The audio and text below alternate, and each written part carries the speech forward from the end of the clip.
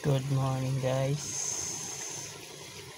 Kaila ba man yung itlog guys? Talinis siya guys. Tagas. Dili na siya itlog sa manok.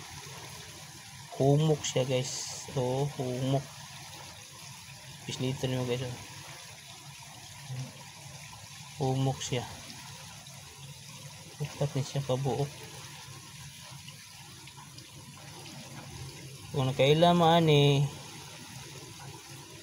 comment ra mo diha guys.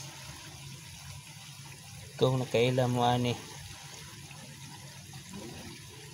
gagmay nga tagas siya guys. Oh. Parihara sa pwede rin siya para sa tudlo guys. Oh. Kadako kay humok mo siya. Unsa man ni siya nga itlog. Comment lang mo din na kung nakaila mo ani. Yeah. Okay, thank you.